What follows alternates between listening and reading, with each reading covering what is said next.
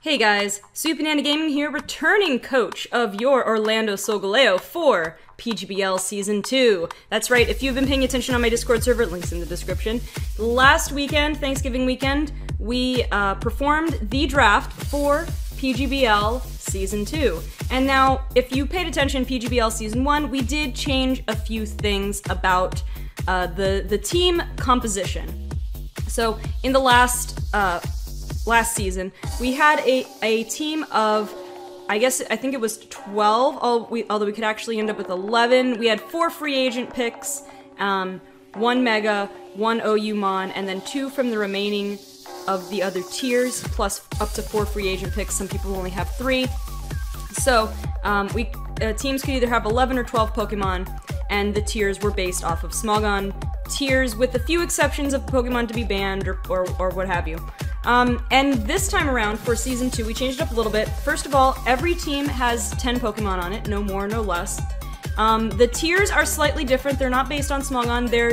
They're called Tier 1, Tier 2, Tier 3, Tier 4, Tier 5. And they're not exactly the Smogon tiers, but they're pretty close, but there are a few that are different, and it's more of tiers based on what is good and what's not so good in a draft format. So, for example, I'm getting a little ahead of myself, but like Slowbro down there is actually currently an NU on Smogon tiering, but is Tier 2, it's similar to UU, tier for the purposes of Draft League, because, well, let's face it, Paul is a beast, and Paul don't even care about no tiers. Alright, so, the other thing is, instead of any Pokemon we want, being able to have a Z Crystal, we also would draft 2 Z Captains. Well, we determined after we completed our team draft, we would decide on 2 Pokemon to be our Z Captains, and those would be the only 2 Pokemon that are allowed to use Z moves. They don't have to use Z moves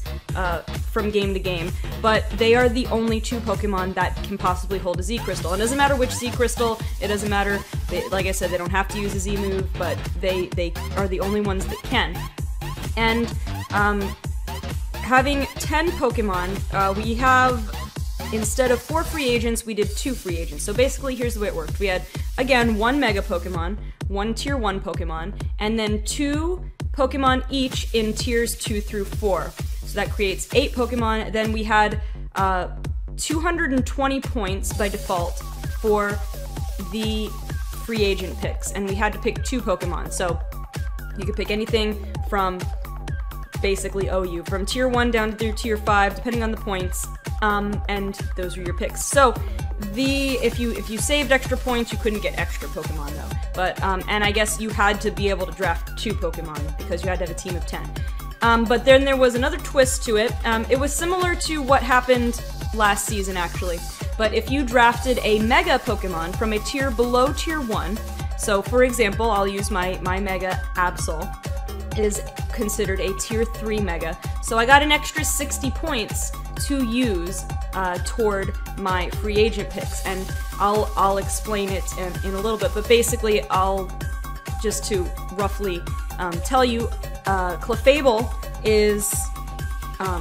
is Tier 1, which was worth 180 points, and Dhelmise was Tier 3, worth 100 points, so I used all 280 points that I had thanks to drafting Mega M-Absol in order to get those 2 Pokemon. If I hadn't, and I'd only had the 220, if I drafted Clefable, I would have to draft a Tier 5 Pokemon in addition, or I could have gone Dhelmise and a Tier 2 Pokemon, I guess. So that's the rough layout of it, and I'm going to go down the line. I'll go in the order of tiers, not necessarily in the order of drafting. I don't remember the exact order I drafted everybody anyway, but we'll go ahead and start with Mega M-Absol. Although really, a lot of this team is revolving around my Tier 1 pick, but we'll start with Mega M-Absol. Just an all-around good Pokemon. Yes, it's not the hardest-hitting Mega Pokemon, but it gave me what I was looking for in giving myself a good free agent pick, and it's nothing to scoff at either, because it's got a nice, base 150 physical attack, even a base 115 special attack, and I think it's base 115 speed. It's hitting pretty hard. It also has Magic Bounce to prevent, well, it deflects hazards, but so people, my opponents will be less inclined to just throw around hazards when M-Absol is around. A hard-hitting stab Sucker Punch. It can be a pursuit user. It gets access to superpower and play rough. It might get U-turn, I can't remember right now. And again, it has a high enough special attack that could run mixed, maybe not, I don't know. But that's what M-Absol is there for. It's a dark type too, which, you know, having stab on things like Sucker Punch, Knockoff, and Pursuit is always a good thing. And it's also, again, good support for my Tier 1 choice. Let's talk about the elephant in the room, if we will. Naganadel, if that's how you say its name. The new Ultra Beast from Pokemon Ultra Sun and Moon. I know now Naganadel is technically Ubers, and there are no other Ubers in, well, Blaziken. We'll get to Blaziken in a moment, but Naganadel, here's the story about what happened. Prior to beginning the draft officially, we were putting the tiers together, and we were given the participating members were given a survey asking about a few things, like the policy on Z Captains, policy on Baton Pass, and things like that. And the policy on what tiers to place the new, I guess they're all Ultra Beasts, the new Ultra Beasts in. So where do you put Stakataka, Blacephalon, Poipole, and Naganadel? Honestly, at the time I wasn't quite done with the game yet, so I didn't know where to place those Pokemon. So my votes were kind of all off on those guys, but I did vote. I think I kind of might have heard about Naganadel. Well, I knew it was evolved from Poipole at this point. I didn't know anything else about it. I was pretty sure, like, I saw the name, I'm like, oh, I don't know who that Pokemon is, but I'm pretty sure that's what Poipole evolves into. And it sounds like I knew it was Dragon Poison. Like, it sounds pretty good. I think we should probably ban it to be safe. So I voted for ban, but apparently, like, 82% voted for it to be Tier 1. And so it was fair game, and there I was, sitting. I drafted first in Season 1 of the PGBL, and here I was again, randomly selected to draft first in Season 2. And I was looking at this Pokemon that everybody is talking about, saying it's going to be moved to Ubers, saying that it's just good, and people saying that it can sweep whole teams. And I thought, I didn't necessarily think, oh hey, I want that for myself. I just thought, gee, I don't want that to be used against me, so I better draft it since I'm drafting first. So I did, and then the day we concluded the draft, Naganadel got officially booted to Ubers, but since everybody was kind of okay with it, like, there are answers to Naganadel. It's just a good Pokemon and a good special sweeper, and as you can see from the rest of my team, well, aside from my Mega, of course, I didn't really draft any Pokemon that have a base stat total above 600. I didn't draft any Legendaries or Mythicals. Now, that wasn't necessarily on purpose, but it was kind of just the way the chips fell and what I wanted, what I was prioritizing. And so, it's just kind of the way the chips fell, but so I think not having Legendaries or Mythicals or pseudo-legendaries, I think my team balances out a little bit. But the selection of Naganadel kind of forced everybody to. There were a lot of steel-type choices and a lot of, what else, like ground-type choices. Things that could wall, like Heatran, things that could wall Naganadel pretty well. And so I had to keep that in mind with things for support, and one thing I had M-Absol for support to prevent webs from going up, for example. But anyway, also Naganadel being one of my 2 Z Captains. Alright, my second Z Captain is over here in my first Tier 2 slot, and we have Blaziken with Blaze. So, Blaziken is normally an Uber's Pokemon, its hidden ability is Speed Boost. It was voted, I think it was in, voted in RU for Season 1, nobody drafted it. It was voted to be in Tier 2 for Season 2. Now, originally, I was considering drafting Blaziken, because I'm like, oh hey, this is a good Pokemon. Why is, you know, it's normally Uber. I know it's because of its ability, but I mean, it's still a really good Pokemon.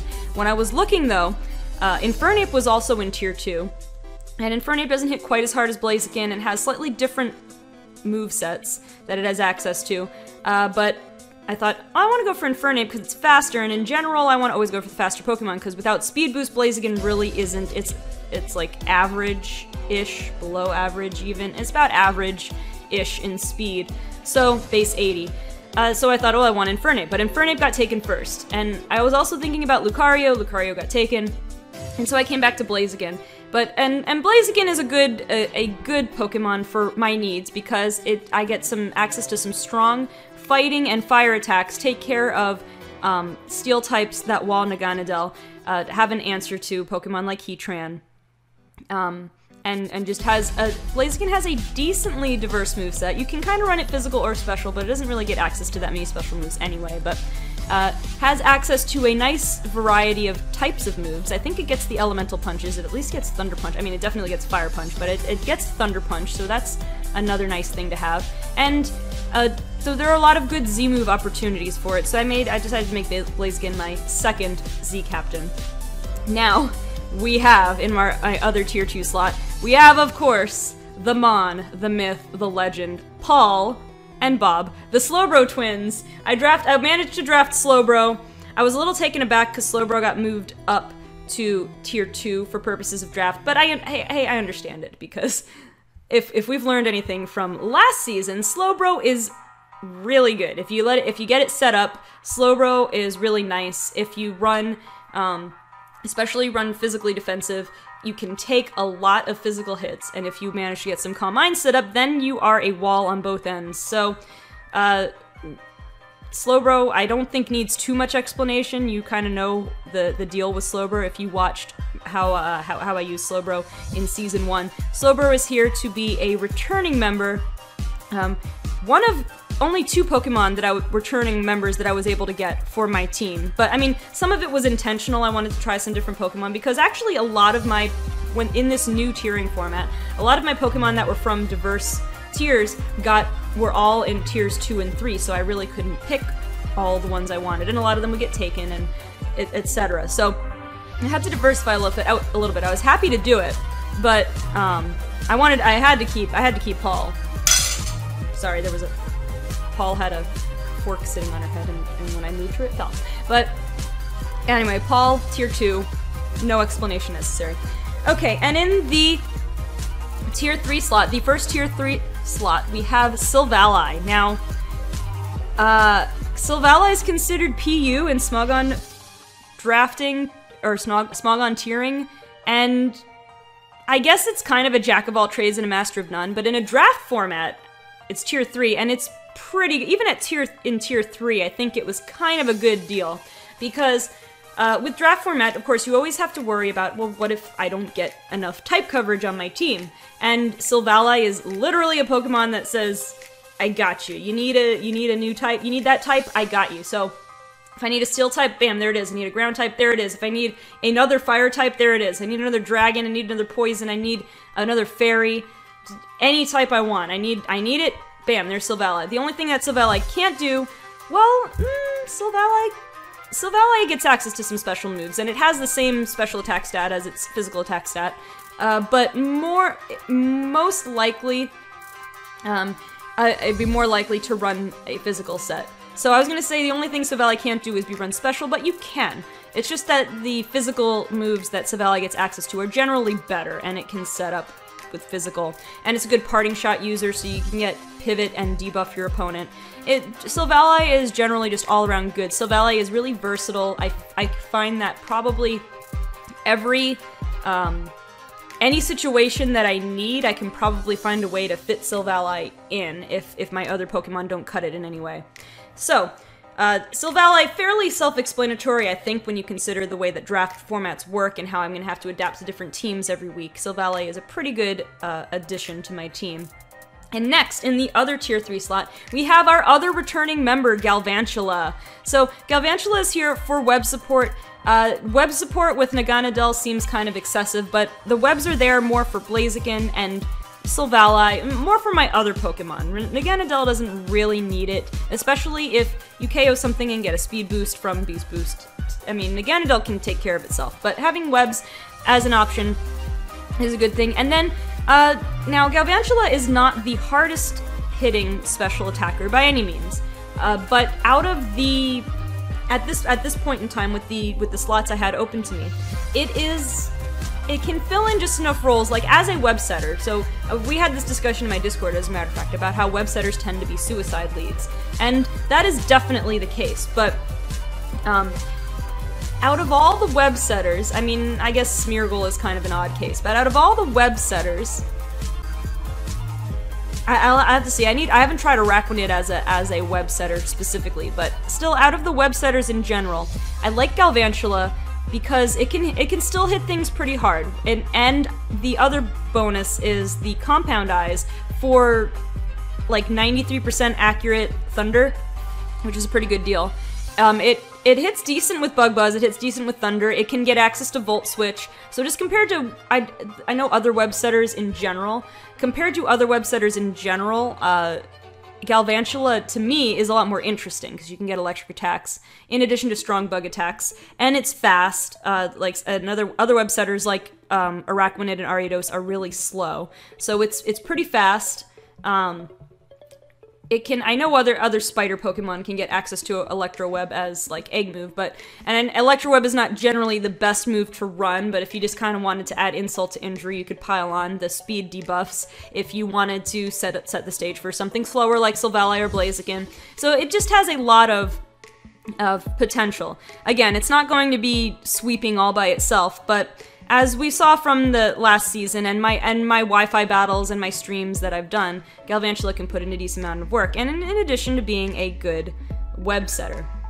And so next, moving on to Tier 4. The two Tier 4 picks were actually the last Pokemon I chose, so a little bit of backstory about it. The one Tier 4 Pokemon that I really wanted was Ambipom, returning member from last season, and for a lot of reasons, Ambipom is really helpful. Access to Fake Out, it's fast, and Technician, and Technician double hit is really good. It gets access to Low Kick. It gets access to a lot of things that are really good.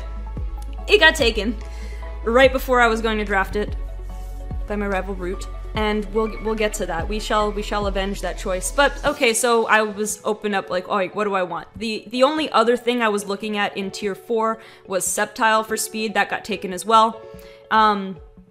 So, out of all of the things, I took a look and I found that all three Lycanroc forms were sitting around in Tier 4. Now, Lycanroc-Dusk, it's still new, so the tiering could shift around. It's currently in OU. Now, I haven't played around with Lycanroc-Dusk much, and I know its move pool is actually pretty shallow, but it's got a good ability with access to good moves. Like, it doesn't get a lot of different moves, but the ones that it gets through tutoring and through level up are pretty good, and ones that work well with Tough Claws. Unfortunately, Stone Edge doesn't get the Tough Claws boost, but it also gets access to both of the signature moves of the other two Lycanroc forms. It can get Excel Rock, which is priority rock move, and Counter. So there's different options. You can run Sash, you can run, what does it get, Endeavor? You can even Scarf it if you want to, like, it's got a good base speed where it won't, like, if I run web support, I won't need to Scarf it, but you could Scarf it, you could Band it, you could, there are just, like, Sash was the option that would, like, Sash and Swords Dance, you could have different options for it. I don't want to, I'm like pontificating on some of my sets, but I should probably be keeping some of those secret. But just to give you a general idea of, Lycanroc-Dusk seems pretty useful. Like I said, I haven't practiced with it much yet, but I'm going to try and see if I can make good use of it. It was a choice I was not expecting to use, but it's a good physical attack, good speed, and a good ability that goes well with some of its moves. So I'm excited to try it out. And then the other Tier 4 slot is Dodrio. It's a bit of an odd choice, but really, this was the very last draft pick of the entire draft, and I did not have a whole lot of choices remaining. I had to pick something out of Tier 4. There wasn't a whole lot remaining, but Dodrio was kind of, sort of there to fill a similar role to what Ambipom would have filled. It really can't fill the same role, but it has a couple of things. It has access to Quick Attack, which although weak is priority, and it has a not quite as good a base speed as Ambipom, but it's base 110. It's got a decent physical attack stat. It's kind of similar to Lycanroc-Dusk in that regard. It's got access to some some powerful moves. I have to check its tutor moveset as well. The only thing is it doesn't get defog, which is unfortunate because a lot of bird Pokemon get defog, and I know Dodrio doesn't have wings, but it can somehow learn fly, so it seems weird that it can't get defog. But I have other Pokemon that are able to get rid of hazards, so it's really alright. But with both Lycanroc and Dodrio, they seemed like they could be pretty good candidates for being Z users, especially because Lycanroc-Dusk gets its own exclusive. I don't know, is it all Lycanroc forms? But anyway, Lycanroc gets its own exclusive Z move, so it could have been a good choice for a Z move user. However, Naganadel on the special side and Blaziken on the physical side just are gonna hit the hardest out of what I have with more variety of moves. I could put different Z crystals, like I said about Lycanroc, it doesn't have the best move pool, the widest move pool, so I could get access to, a really powerful Stone Edge, but not necessarily what if I need. I mean, maybe if it has one of the Elemental Fangs, it could use that. But still, like Blaziken can get a Z move for close combat, Flare Blitz, high base power moves, and Naganadel same thing with Draco Meteor, Fire Blast, Sludge Wave. Higher power moves in a variety of types. So that's why those two are better as Z Crystal users and choices. Okay, so rounding things out, I don't want this is already starting to get a little bit long-winded. I'm just going to wrap things up with my 2 free agent choices. I wanted to get Clefable because I wanted a bulky fairy type, and at that point Togekiss was my first idea, was already gone. And with Togekiss, I think it was tier 2, I already wanted Blaziken and Slowbro anyway. So I was happy that Clefable didn't get taken, and I kind of specifically picked a lower tier Mega. I mean, M-Absol is great anyway, but I specifically, it was a bonus that it was a lower tier Mega, so that I could afford to get a tier 1 Pokemon and still get a decent Pokemon for my other free agent pick. So Clefable is good. It can be run as a wall, kind of either way. It's similar to Slowbro in that regard. You can have some nasty sets with Calm Mind and Store Power, or Calm Mind and Toxic, Protect, Wish, things like that. Get access to when you set up with a couple Calm Minds, get access to a decent powered Moonblast. It takes hits pretty well. If you've set it up in advance, like if you've already got a few Calm Minds up, you can take, well, I know one time I went head-to-head with a Heatran, and just would tank all of its flash cannons because I was set up enough. And I set up to the point where I was hitting it, I forget whether it was Stored Power or Moonblast, I was hitting it pretty hard, even with the resisted Moonblast. So Clefable's pretty good. You can get Magic Guard or Unaware, which are both fantastic abilities to have access to. Just really an all-around really good mon. Each of its stats individually aren't fantastic, but together they're solid, and it's got access to good moves. And so a nice solid fairy type was really what I wanted out of that pick, and another mon that could potentially use special attacks, because most of my hardest hitters are physical, but I have a few that can chip in as good special attackers, and that's another thing that Clefable fills in. And then finally going to Dhelmise. Let me tell you about Dhelmise, because in the pre-Bank Gen 7 meta, I think Dhelmise was around a lot, but I think people started to kind of fall asleep on it. Dhelmise is good. I've always seen it, I've always heard of it more as a defensive Pokemon, because it's got that base 100 defense, but it's got base 130 attack, which I did not realize when I first tried to use the Dhelmise, and I realized how hard it hit, and I looked at its base attack. It's 130, and it's a slow Pokemon, so you get access to a great Gyro Ball that, because of its ability, even though Dhelmise is Grass Ghost, you get access to basically stab on all steel moves. So moves like Gyro Ball are going to do a ton of damage to a fast opponent. It's a rapid spinner. It's a spin blocker, being a ghost type. Get access to a hard-hitting Power Whip and a few other moves. And again, just an all-around, it's a good utility Pokemon. It's also a decent tank and can hit pretty hard. So Dhelmise actually fills in a lot of good roles. I think I can use it differently with my team for each week, depending on how I need it. So there's my team. There's your Orlando Solgaleo. We're going to, one thing I want to do, I want to mention, and I don't know when exactly I'll be able to start this. I don't know if I'll be able to start this week 1, but what I want to do is, normally, last season, I would do practice matches with my teams for each week on Showdown against random opponents. Now, because of Naganadel being moved to Ubers, and because technically even a Blaziken with Blaze gets forced into Ubers, I can't... if I want to practice with this team, I have to practice in Ubers, and there's just no way I'm not on par at all with those teams. So I want to get help from you guys each week. And again, I don't know if I'll be able to start with week 1, but each week I want to try to do some practice battles against you guys, and I'll pick 1, maybe 2 of them to go up on YouTube. We'll do like 3DS battles, and for time's sake, I'll pick a handful of other people to do showdown battles. And that'll be just a way to get some practice off. Again, I don't know if I'll be able to do it every week. I don't know if I'll be able to do it week 1, but that is the plan for helping me kind of stay in practice and get to know these Pokemon a little bit better. So that's it. This is your Orlando Solgaleo for Season 2 of the PGBL, and Week 1 coming up will be against our first opponent, the Newark Ursaring. So if I remember, I will post a link to everybody's team rosters in the description. You can take a look at that and see what I'm up against. I'll try to post my strategy videos every week. I'm going out of town in January, so I'm going to have to record a lot in advance, so we'll have to see how that goes. But anyway, that's it for now. This is the team. I hope you guys are excited. If you're hyped, be sure to hit that like button, leave a comment, and subscribe if you don't want to miss an episode of the PGBL. Thank you guys so much for watching, and I will see you next time for PGBL Battles.